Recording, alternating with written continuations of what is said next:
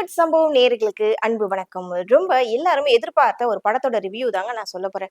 எப்படா இந்த படம் ரிலீஸ் ஆகும்? எப்படா ரிலீஸ் ஆகும்? அப்படின்ற மாரி நம்ம கிட்டத்தட்ட 2026 ஜான்வரில இருந்து நம்ம எதிர்பார்த்துட்டு தான் இருந்தோம். ஆனா பலதரப்பட்ட போராட்டங்கள், சில விஷயங்களுக்காக இந்த படம் வந்துட்டு ரிலீஸ் ஆகாமலே அப்படியே ஸ்டாப் பண்ணியே இருந்தது. அது என்னன்னு நம்ம எல்லாரும் பார்த்துட்டு தானே இருந்தோம். ஜனநாயகன் படத்த பத்தி தாங்க இப்ப உங்கள்ட்ட பேசிட்டு இருக்கேன். இந்த படத்துல நம்ம எல்லாருக்கும் பிடிச்ச தளபதி விஜய் அவர் நடிச்சிருக்காங்க. இந்த படத்துக்கு மியூசிக் டைரக்டர் யாருன்னு பார்த்தீங்கன்னா, அனிருத். இந்த படத்துடைய இயக்குனர் வினோத் அவர்கள். அதுக்கப்புறம் இந்த சத்யன் சூரியன் இந்த படத்தோட ஒளிப்பதிவாளர்.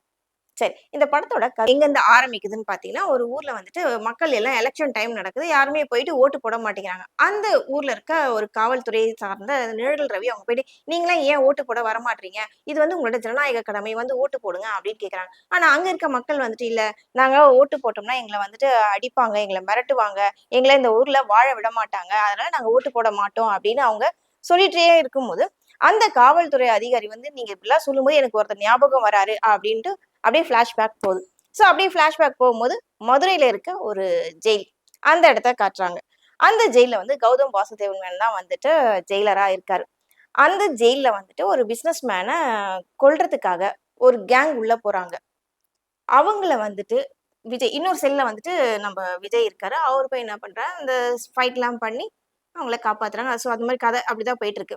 ஒரு கட்டத்துக்கு மேல அந்த ஜெயில்ல இருக்க ஜெயிலர் கௌதம் வாசுதேவன் மேனனுக்கும், விஜய்க்கு வந்து ஒரு நல்ல அண்டர்ஸ்டாண்டிங் நல்ல ஒரு நட்பு ரீதியா 2 பேரும் பழகுறாங்க. ஒரு சில காரணங்களால கௌதம் வாசுதேவன் மேனன் வந்து அவங்க இறந்துடுறாங்க. அவருடைய குழந்தை தான் மமிதா பைஜு.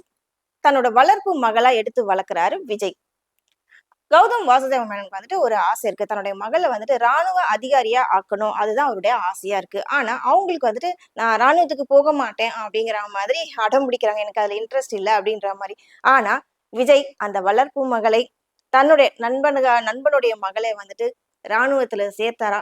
அதுக்காக அவர் மேற்கொள்ளக்கூடிய சில ஸ்ட்ரகிள்ஸ்லாம் என்ன? அதுதான் கதைக்களம். சரி. அங்க இருந்து அப்படியே டிராவல் ஆயி இன்னொரு பக்கம் போறாங்க. அங்க போனோனயே என்ன ஆகுதுன்னா, இந்த படத்துல எம்எல்ஏவா யார் வராரு அப்படின்னு பாத்தீங்கன்னா, பிரகாஷ் ராஜ் தான் எம்எல்ஏ. அடுத்து இவர் எம்எல்ஏவா இருக்கும்பொழுது, விஜய் வந்துட்டு போலீஸ் அதிகாரியா இருக்காங்க. இந்த படத்தோட வில்லன் யாருன்னு பாத்தீங்கன்னா, பாபி டியோல். இவர் வந்துட்டு முன்னாள் காவல் அதிகாரியா இருக்காரு. அவர் காவல் அதிகாரி நேர்மையான ஒரு அதிகாரியா ஒர்க் பண்ணும்போது, அவருக்கான ஒரு நல்ல பேர் கிடைக்கல. அவர் வந்துட்டு நீ என்னதான் நல்லவனா வேலை பார்த்தாலும், உனக்கு கெட்ட பேர் தான் வருதுன்ற ஒரு அந்த அந்த ஒரு மென்டாலிட்டியோட அவர் என்ன பண்றாரு, தன்னை ஒரு நல்ல காவல்துறை அதிகாரியா இருந்தா, அது அப்படியே மாறி சமூக விரோதிகளுக்கான அதிகாரியா அவரு மாறிடுறாரு. மக்களுக்கு அ என்னதான் நல்லது செஞ்சாலும் அவங்க வந்து நம்மள ஒரு மாரி நெகட்டிவா தான் பார்க்குறாங்க அப்படிங்கிற மாரி ஒரு தோரணையில அவர் வந்து ஒரு பெரிய இன்டர்நேஷனல் கேங்ஸ்டரா ஆயிடுறாரு. அந்த கேங்குக்கே அவர் தான் டான் அப்படிங்கிற மாரி ஆகுறாரு. மக்களுக்கு அகைன்ஸ்டா சில வேலையெல்லாம் பண்றாரு. அங்க இருந்து தான் அவருடைய பயணம் ஆரம்பிக்குது. அந்த இடத்துல இவர காவல்துறையை சேர்ந்த விஜய் என்ன செய்றார் அப்படின்னா, அந்த கதைக்களம் அது ஒரு பக்கம் அப்படி போயிட்டு இருக்கு. விஜய் வந்து காவல்துறை அதிகாரியா இருக்கும்போது, அரசியல் கட்சியை சார்ந்த எல்லாரும் வந்து ஊழல் பண்றவங்களும் இருக்காங்க. நாட்டுக்கு கெட்டது செய்ற அரசியல்வாதிகள்லாம் இருக்காங்க. அவங்களெல்லாம் வந்து கண்டிக்கிறாரு.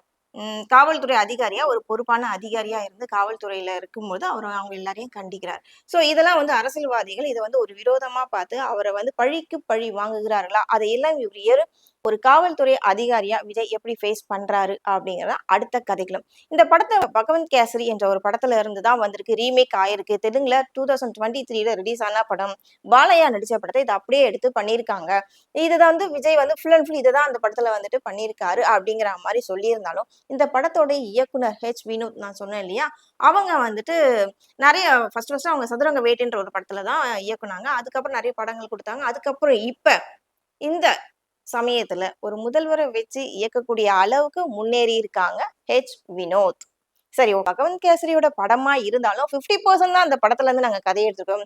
அதுக்கப்புறம் அடுத்த 50% வந்து பாத்தீங்கன்னா, நாங்களே மேக் பண்ணதுதான் அப்படின்னு சொல்லியிருக்காங்க. இது வந்து ஒரு கதைய தான் நாங்க அங்க வந்து எடுத்திருக்கோம். அதாவது ஒரு குடும்பத்துக்குள்ள நடக்கக்கூடிய விஷயங்கள். ஒரு இளம் பெண் தன்னுடைய அடுத்த கட்ட முன்னேற்றத்துக்கு என்ன பண்ண போறாங்க? ஒரு தகப்பனா பொறுப்பா என்ன செய்ய போறாருன்ற மாரி தான் நாங்க இந்த மாரி படத்த எடுத்திருக்கோம். ஆனா முழுக்க முழுக்க அந்த படத்த நாங்க காப்பி பண்ணல அப்படிங்கிற மாரி டைரக்டர் வினோத் சொல்லியிருக்காங்க.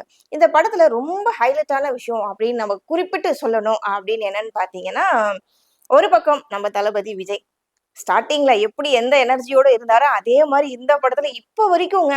அவ்ளோ எனர்ஜி. முதல் படத்துல அதுக்கு அடுத்தடுத்து வந்த படத்துல எவ்ளோ எனர்ஜியோடைய அந்த ஃபைட்டு, டான்ஸு, மாஸு, காமெடி எப்படி இருந்ததோ, அதே தான் இந்த படத்துலயும் பண்ணியிருக்காரு. ஸோ பார்க்கவே ரொம்ப இன்ட்ரஸ்டிங்கா, நமக்கே ஒரு வைப் ஆகுற அளவுக்கு படம் ரொம்ப நல்லா போயிட்டுருக்கு. ஆனா, ஒரு சில இடங்கள் வந்துட்டு என்னடா இது! திரும்ப திரும்ப ஃபைட்டு, ஷூட்டு, கன்னு இதே தான் கிட்டத்தட்ட ஒரு 7, 8 ஃபைட் வருதுங்க இந்த படத்துல. தொடர்ந்து ஃபைட்டு, ஷூட்டு, கன்னு இப்படியே தான் மாத்தி மாத்தி வரும்பொழுது, எப்பா! அப்படிங்கிற மாரி இருக்கு. ஒரு சில இடங்கள். அதுக்கப்புறம் பூஜா ஹெக்டே தான் இந்த படத்தோட ஹீரோயின் அப்படின்னு. அவங்களுக்கு பெருசா சொல்ற அளவுக்கு அவ்வளோலாம் இல்ல. ஒரு பாட்டுக்கு ஃபர்ஸ்ட்டு டான்ஸ் ஆடிட்டு போறாங்க. அதுக்கப்புறம் ஒரு சில சின்ன சின்ன சீன்ஸ்லாம் வந்துட்டு போறாங்க. இவங்க தான் அவள மாரி இருக்காங்க. ஆனா இந்த படத்துல ஃபுல் அண்ட் ஃபுல் வருது பார்த்தீங்கன்னா, மமிதா பைஜு தான் அவங்க. அவங்களுக்கான கதைன்ற அந்த மாரி தான் சொல்லியிருக்காங்க. ஸோ அவங்க தான் இந்த படத்துல ரொம்ப லென்த்தியா டிராவல் பண்றாங்க.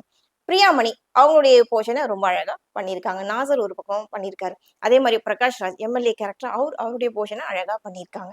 ஸோ இப்படிலாம் போகும்போது வந்துட்டு கிளைமாக்ஸ்ல வந்துட்டு பார்த்தீங்கன்னா, ஃபைட் சீன் வைக்கிறாங்க. ஸோ அந்த ஃபைட் சீன்ல ஏகப்பட்ட கிராபிக்ஸ் விஎஃப்எக்ஸ் மட்டும் இல்லாம ஏகப்பட்ட கிராபிக்ஸ் ஒர்க் எல்லாமே பண்ணியிருக்காங்க. பார்க்கும்போது இது ஒரு மாரி ஆர்ட்டிபிஷியலா இருக்கே! இந்த மாரி ஆர்ட்டிபிஷியலா எப்படி நம்ம தளபதி ஒத்துக்கிட்டாரு? இவர் வந்து இந்த பாட்டுக்கும், இந்த டான்ஸுக்கு, ஃபைட்டுக்கு இம்பார்ட்டன்ஸ் குடுத்தத, கதைக்கும் கொஞ்சம் இம்பார்ட்டன்ஸ் குடுத்துருக்கலாமோ! அப்படின்னு நம்மள நினைக்க தோணுது. இந்த படத்தோட மியூசிக் டைரக்டர் அனிருத் சொன்னேன் இல்லையா? அவரு குடுத்திருக்க எல்லா சாங்ஸுமே கண்ணே மணியே அந்த சாங் அப்பா! ரொம்ப நல்லா இருக்கு. கேட்டுக்கிட்டே இருக்கலாம் போல இருக்கு. அதுக்கப்புறம் இவன் பேரே வரலாறு அது. அதுக்கப்புறம் ராவண மகன்டா அப்படிங்கிற இந்த சாங் எல்லாமே எல்லா பாட்டுமே கேட்கிற மாரி தான் இருக்கு. தாளம் போடுற மாரியா இருக்கு. அதுவும் விஜய் ரசிகர்களுக்கு டான்ஸ் பண்ணி வைப் பண்ற மாரி தான் இருக்கு. ஆனா ஆவரேஜான சில ரசிகர்கள் இருக்காங்க இல்லையா? விஜய் அவங்களுக்கு வந்துட்டு இந்த கதை வந்து கொஞ்சம் போர் அடிக்க தான் செய்யும். ஏன்னா ரீமேக்ன்றாங்க.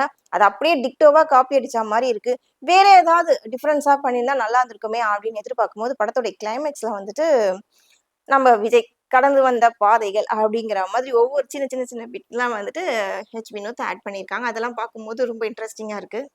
கிட்டத்தட்ட இந்த படம் 3 1/2 மணி நேரம் டிராவல் பண்ணுதுங்க. 3 1/2 மணி நேரமும் வந்துட்டு நமக்கு ஒரு போர் அடிக்காம, அப்படியே அந்த எந்த வைப்ல ஸ்டார்ட் பண்ணாங்களோ, அந்த வைப்ல அப்படியே ஜிக்ஸாக்கா போகுது, இறங்குது அப்படியே தான் போயிட்டுருக்கு. ஸோ சில விஷயங்கள் வந்துட்டு நமக்கு கொஞ்சம் எக்ஸ்ட்ரா ஃபிக்ஸ் பண்ண மாரி இருக்கே அப்படிங்கிற மாரி முகம் சுளிக்க வைக்குது. மத்தபடி இந்த தியேட்டர்ல போய் பார்த்தா தான் அந்த கதையோட கிளைமாக்ஸ் என்னன்னு உங்களுக்கு புரியும். என்ன சொல்ல வராரு நம்ம தளபதி விஜய் அப்படிங்கிறதும் புரியும். இன்னொரு விஷயம் தமிழ்நாட்டோட முதல்வரா ஆனதுக்கு அப்புறம் இது என்னோட கடைசி படம் ஜனநாயகன் அப்படின்னு சொல்லும்போது தான் கொஞ்சம் வருத்தமா இருக்கு.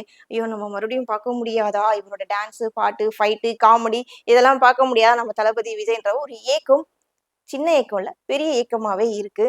ஸோ இது கடைசி படம் தளபதி விஜய்க்குன்னும்போது ஏகப்பட்ட ரசிகர்கள் எதிர்பார்ப்போடு இருக்காங்க, இருந்தாங்க, இருந்துகிட்டே இருக்காங்க, பார்த்துட்டு தாங்க இருக்காங்க. ஆக்சுவலா இந்த படம் வந்துட்டு சோசியல் மீடியால நெறைய லீக் அவுட் ஆச்சு. நெறைய பேர் பார்த்தாங்க. என்னதான் இருந்தாலும் நம்ம சோசியல் மீடியால மொபைல்ல பார்க்கிறத விட தியேட்டர்ல போய் பார்த்தா தானங்க அதுக்கு வேற ஒரு வைப் இருக்கு. ஸோ இந்த படத்த நீங்க எல்லாரும் தியேட்டர்ல போய் பாருங்க, என்ஜாய் பண்ணுங்க. இந்த படத்துக்கு வந்துட்டு பொதுவா ஒரு சில ஃபைட் சீன்ஸ்லாம் அதிகமா இருந்துச்சுன்னா, யுஏ சர்டிஃபிகேட்லாம் குடுப்பாங்க. ஆனா இந்த படத்துக்கு மட்டும் ஏ சர்டிஃபிகேட் குடுத்துருக்காங்க. குறிப்பிட்ட ஏஜ்க்குள்ள சின்ன குழந்தைங்கலாம் யாரும் படத்துக்கு வரக்கூடாது அப்படின்னு சொல்லிட்டு இருக்காங்க. ஸோ அத நீங்க ஃபாலோ பண்ணிக்கோங்க. நெக்ஸ்ட் வேற ஒரு அப்டேஷனோட நான் வந்து உங்கள பார்க்குறேன். அதுவரைக்கும் நன்றி, வணக்கம்.